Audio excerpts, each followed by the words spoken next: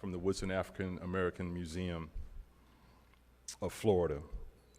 Your presence here reflects who we are as a city, diverse, inclusive, and committed to our shared values. When I'm asked why I've chosen to serve in local government for the entirety of my service in elected office, the answer is simple. It's because local government is closest to the people. This is where we can make the greatest impact on our community's quality of life, where we can intentionally focus our work to create a stronger, more equitable, inclusive community based on our shared values as a community. And so it is always troubling when state or federal politicians attempt to usurp our local values and priorities and instead mandate what our values should be. We have seen repeated attempts to silence our voices, to change the definition of terms from climate change to DEI, even banning the recognition of Black history and the LGBTQ community. We've seen the attempts to stifle our ability to express and celebrate our community values. Yet time and time again, our community has risen to the occasion, and this latest challenge will be no exception. Today, we are here to address the latest example of politically inspired state preemption, the ban on our painted street murals.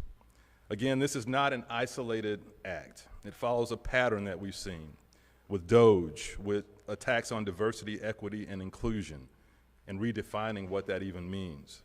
The takeover of university leadership and other calculated efforts to legislatively mandate the culture and values of cities like ours to align with those of Tallahassee and Washington politicians. When FDOT informed us that our non-standard surface markings, our street murals, had to be removed, we pushed back, utilizing every viable tool available to us. We submitted the requested inventories. We requested exemptions. We consulted with our attorneys and spoke with our stakeholders.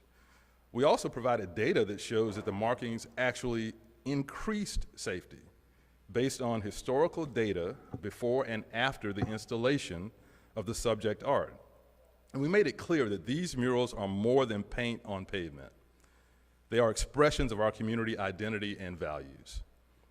But through meetings and correspondence, FDOT made their position clear. And they have the authority, backed by the governor and the U.S. Department of Transportation, and they threatened penalties that would jeopardize millions of dollars in state transportation funding and potentially tens of millions more in broader state funding in other areas. As the mayor of our city, I will not risk these essential investments in a fight that I don't believe we can win. That would be irresponsible leadership and detrimental to our city in the long run. But make no mistake, this is not the end of the story. Our response will be strategic, not reactionary. It may not be as emotionally satisfying as a street brawl, and as a former Lakewood Spartan lineman, I love a good street brawl. But I've done this for a long time. Over 20 years, I've dealt with preemption. And it will serve us better in the long run to be strategic for our community. We will build back stronger, and we will create new, even more powerful expressions of who we are, expressions that cannot be erased. The state can remove the paint from our streets. They can remove those symbols, but they cannot bind the spirit of the city of St. Petersburg or silence our voice. When we say we are St. Pete, that means all of us, and we will stand by that. So our murals will live on city and privately owned properties, on flags and banners and other installations. Whatever is taken away will be replaced in new, more impactful ways. And to those who think they can silence St. Petersburg, all you have done is amplify our voice. Our message will now travel farther and louder than ever before. Let's remember what's at stake here. The Progressive Pride mural in the Grand Central District, created in partnership with St. Pete Pride, a vibrant symbol of our city's diversity and inclusion. The Black History Matters mural in front of the Woodson Museum, reimagined in 2023 to celebrate Juneteenth and the enduring contributions of Black Americans. The Common Ground mural at 5th Street and Central, our first intersection mural, which reduced traffic crashes by 70% and became a model for art-driven safety. The Fluid Structures mural on the USF campus, created by students to reflect a new generation's vision for St. Pete. And the Crossway Crux mural in Childs Park, a bold expression of neighborhood pride and unity. These works were born from collaboration and a shared belief that art can transform spaces and spark dialogue. They represent us, and they will continue to represent us in new and resilient forms. For our LGBTQ community, our Black community, our USF students, and Childs Park neighborhood, the artists, and everyone who has found meaning in these particular works of art, we stand with you just as we always have. You are our friends, our neighbors, and our family. This city will never abandon its commitment to intentional inclusivity and principled progress. Those values are non-negotiable. Now, we've already begun conversations with community stakeholders about how we move forward. Those conversations will accelerate in the near term, and together with council, with community, with all stakeholders, we will craft the next chapter of St. Pete's story of inclusion and resilience. And now I have a call to action for our residents. Over the next few days, visit the mural sites, take photos, share them with your friends and family. Use hashtags like We Are St. Pete, Our Streets, Our Voices, and Can't Erase St. Pete. Let's show the world that these works are more than art. They are part of our soul as a city. I'm gonna go off script and say, obey the law, don't take the bait, be smart about how we take these next steps. And keep an eye out for what's next. Flags, banners, and installations that will carry these messages of inclusion and diversity to every corner of our community. To the people of St. Pete, this is your city, your voice, and your story. And no act of preemption, no mandate from Tallahassee can take that away. Together, we will continue to build a St. Pete that is resilient, inclusive, and true to the values that make us who we are. And now I'll turn it over to our Council Chair, Copley Gertis, followed by St. Pete Pride President, Dr. Byron Green Kolish. Thank you all for being here today. Mr. Chair. Thank you, Mayor. Good morning. Thank you, Mayor, Byron, Terry. Thank you for joining us. And then we've got two other council members. We've got Vice Chair Hanowitz here with us this morning, and also Council Member Deborah Figgs-Sanders. I just want to thank them for their support this morning. You know, about 10 years ago, I took a leadership class. Yes, I did take a leadership class. And they talked about difficult conversations. And in that class, they talked about you have two parties in that conversation. And hopefully both parties are acting with and speaking with rationale.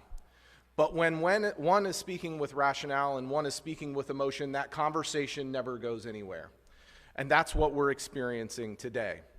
We have been data-driven. We've been intentional, forward-thinking. We are trying to use rationale. Unfortunately, our partner in this conversation is not. And so we're never going to see eye to eye in this conversation until they start using rationale as well. The mayor said it best, and you're going to hear a lot of resounding themes between my comments and the mayor's. We need to be strategic and not reactionary. Strategic is reminding ourselves there is much more to come with this story. These murals are just one of the ways we outwardly display our culture, our history, and our true values. No one can take these things away that we hold so dearly here in the city of St. Petersburg. So the question becomes, what do we do next? It's what we always do. We rise above. We find new and innovative ways to say, this is who we are, and this cannot just be painted over. This is just the beginning. Just months ago, I talked about a musical that's fond to my heart, the musical Rent. It's still true today, and I added a couple of lines for even more context because I think it's even more important. And one of the songs, there is only now, there is only here, give in to love or live in fear. No other path, no other way. Just like I said before, St. Pete will continue to give in to love. That will not change. I have no doubts about that. We are going to lean in, and there is no other way. That is who St. Pete is and who we will always be. So thank you for being here this morning, and we are going to continue to find new and innovative ways to show our history, our culture, and who we are. Thank you. Thank you, Mr. Chair. Doctor? I want to thank you both. Always have this moment where I'm like, we probably should have coordinated because you're going to hear a lot of the same, but I can never quote Rent quite like the council chair, which is also one of my favorite movies, so thank you. Hello, friends. My name is Dr. Byron Green College. I happen to have the pleasure of serving as the president of St. Pete Pride's board of directors. I started this morning off in gratitude, which may sound strange, but yesterday was Marsha P. Johnson's birthday. Marsha P. Johnson, for those of you that did not know, is a black trans woman that is credited with the starting of the movement of what we now know today as Pride. And in that moment, it was a reminder both of the resilience of both of the communities that Marsha represented, both as a black woman and as a trans woman. Where do we find ourselves here in this moment? That both communities are born of fight. Both communities have a deep-rooted history of being able to bounce back better, stronger than ever before. And in this moment, a reminder of what our ancestors have done and that we stand on their shoulders. In that, I recognize that this moment feels heavy.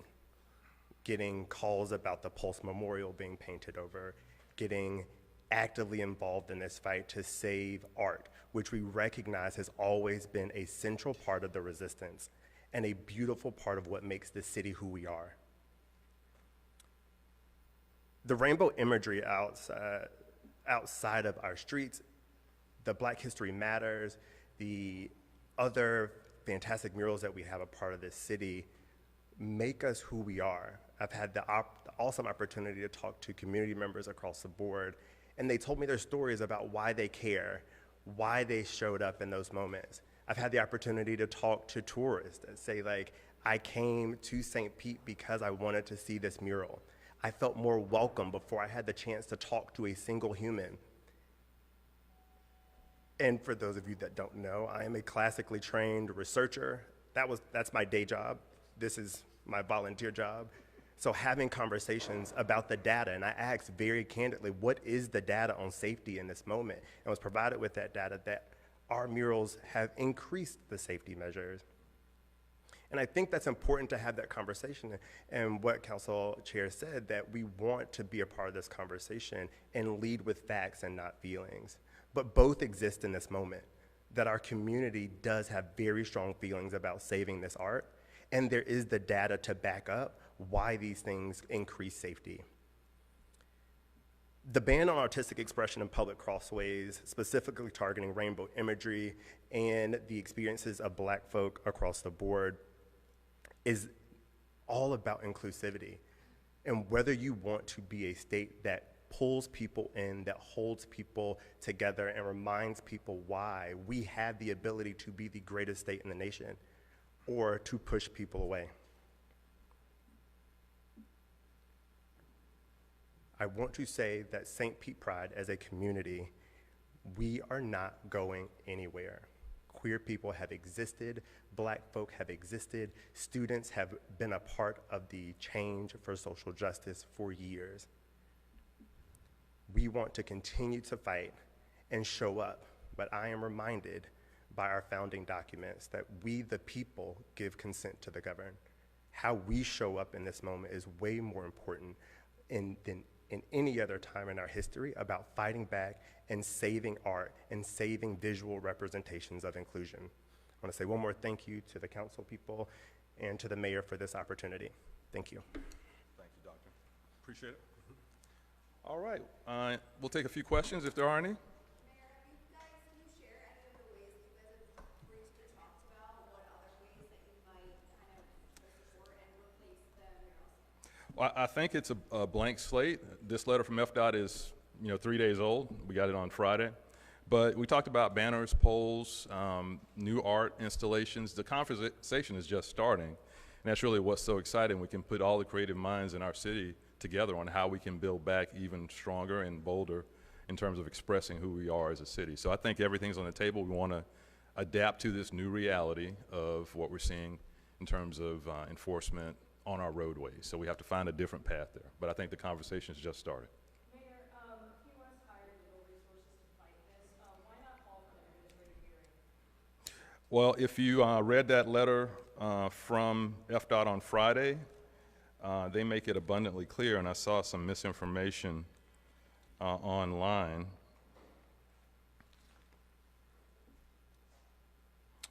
And this is from the letter on the 22nd. So last paragraph says, you are further notified that you may file a request for administrative proceeding pursuant to Chapter 120 Florida statutes as set forth in the enclosed notice of administrative hearing within 14 days. Goes on to say, please be advised that the hearing will not involve a request for an exception or waiver to permit the non-conforming pavement markings to remain in place. The department has already reviewed the pavement markings at the locations mentioned and determined that the pavement markings will not be allowed. So why do an administrative hearing? It's not going to result in us keeping those markings. We looked at every option. We talked to our attorneys. We did not see a pathway through litigation to keep those street murals. Mayor, FDOT themselves is going to remove the murals. Is that correct? That's correct. Do you know when? I mean, September 4th is the deadline. We don't have a date, but FDOT will be removing the murals.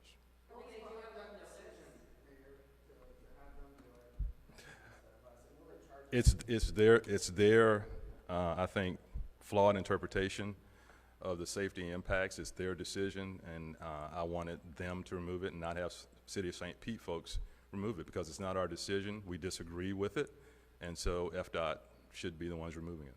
Are they going to give you a heads up when they're coming to do it? I believe they will. Will you give us a heads up? It's all public information. When we know, the public will know. How much is this expected to cost for removing? We don't have a cost figure on it yet. Do you know what bucket of funding would come from, or what funds would be spent? No, I don't. For the utility boxes, are those included? My discussion is that those are exempt. Evan, am I right on that? So the utility boxes will not be changed. Also, I saw a report that Highway Patrol was guarding that intersection on Orlando with Goldsboro. Yeah, and well, that's why I kind of went off script for a minute and said, let's obey all the laws. We can express our views, we can protest, but you cannot block an intersection under new state law.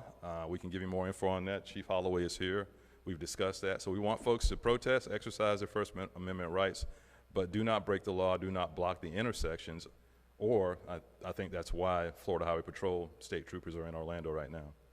Mayor, you mentioned in your speech what the city risks by pushing back even further. Can you summarize that again, the millions of dollars? Well, the threat was all FDOT funding, and that's a huge pot of money. And there was another phrase that said state funding, so that's not limited to FDOT under that interpretation.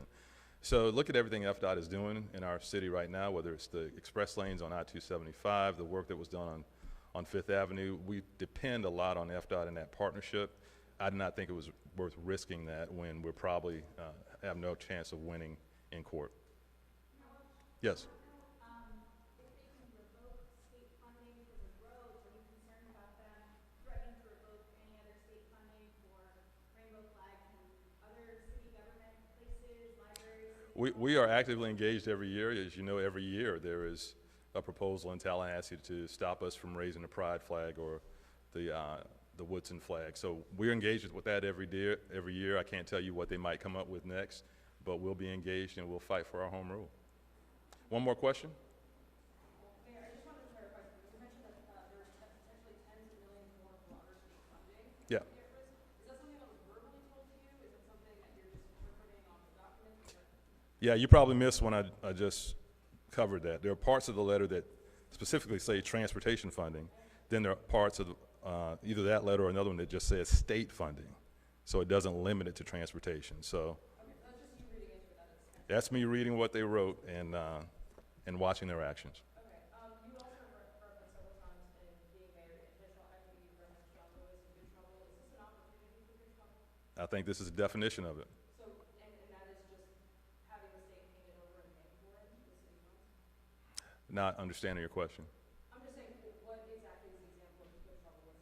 when we build back better and stronger.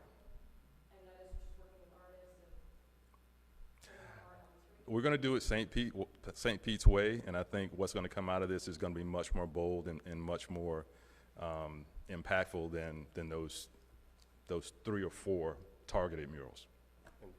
Yeah, please, Doctor. I think to add to that, we've been in active communication with community members for the last few weeks about what does the fight after this look like, and we've been in conversations with the mayor's office and with city council, both with ideas that are coming to us from individual community members and organizations across the state, and what does that fight look like? We have so many people excited to join our fight here, recognizing that Florida's the playbook for what will happen across the country. So being able to get into some of that good trouble with the mayor and city council's help is what our residents are really excited about. Thank you, Doc. All right, thank you all. We appreciate it.